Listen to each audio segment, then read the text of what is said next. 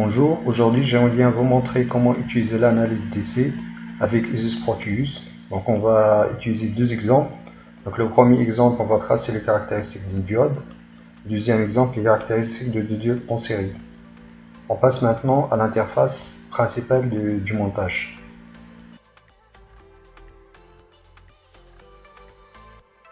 L'analyse d'essai d'un montage ou bien d'un circuit.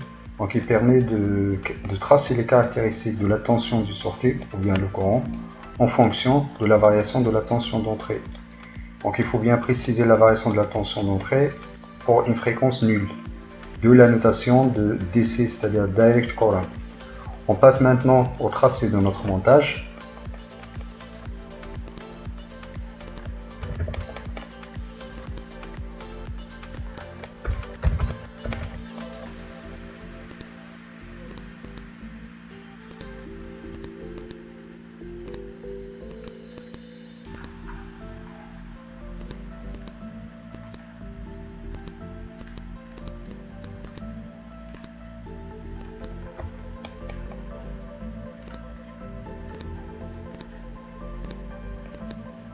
Donc vous voyez ici, donc on a une diode en série avec une résistance de 10K.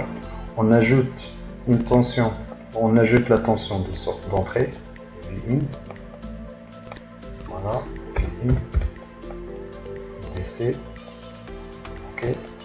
Puis on ajoute une sonde à la sortie, donc une sonde de tension, Vout.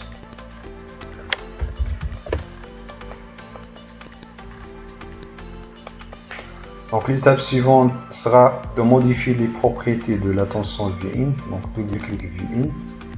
Ensuite on va aller vers Manual Edit, donc on coche Manual Edit. Là vous avez deux crochets value égale à 0. Donc on remplace 0 par une variable, donc ça peut être x, donc là on met Vx. Donc on clique sur OK. Pour afficher la valeur ici, donc il suffit d'enlever les crochets. On enlève les crochets. Et là, vous avez value égale à Vx. Donc la deuxième étape, donc on ajoute la figure de D6.8. On va vers Graph Mode, puis on clique sur D6.8. On trace notre figure ici. Double-clic sur la figure. Et là, vous avez notre variable.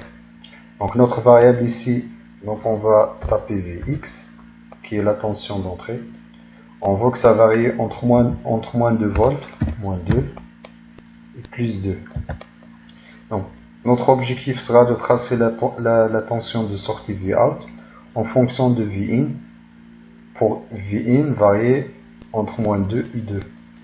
Donc là, le nombre de points, lorsque le nombre de points est important, donc on a plus de précision sur la courbe. On peut mettre par exemple 1000.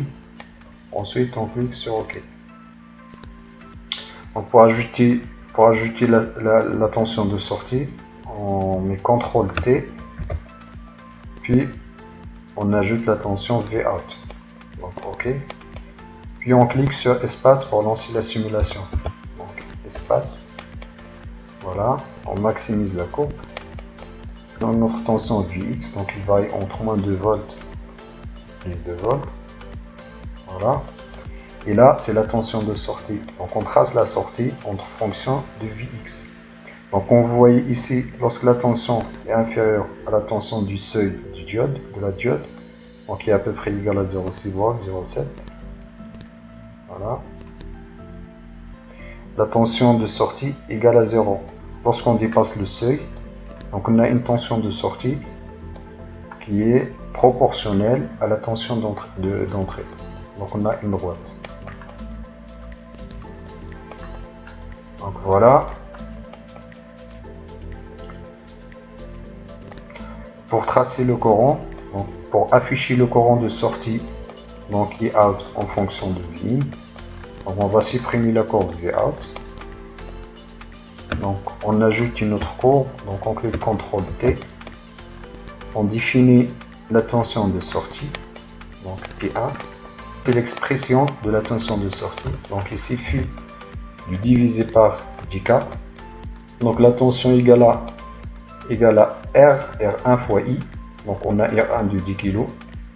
Donc il suffit de diviser la tension Vout par 10 kg pour obtenir le courant.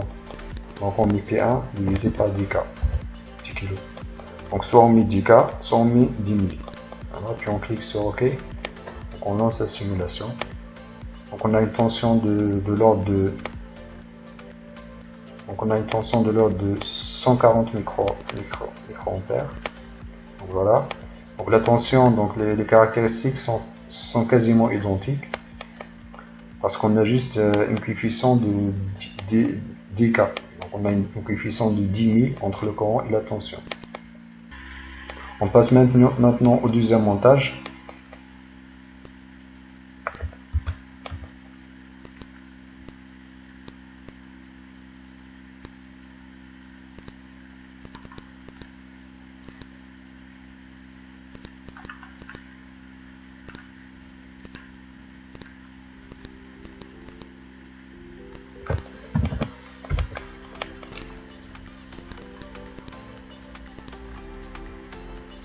Donc là, donc on met deux diodes en série. Donc on lance la simulation. Donc il se passe. Voilà. Donc on maximise la courbe. Donc on voyait ici donc le seuil. Donc il est multiplié par 2. Donc tout à l'heure on a à peu près 0,58 mV. Donc là on a à peu près 1,2 V. Voilà. Donc ça c'est les caractéristiques d'une diode. On peut maintenant augmenter la dynamique, donc au lieu de varier de moins 2 jusqu'à 2 volts, donc on peut remplacer 2 par exemple 10 volts. Ok, et on relance la simulation.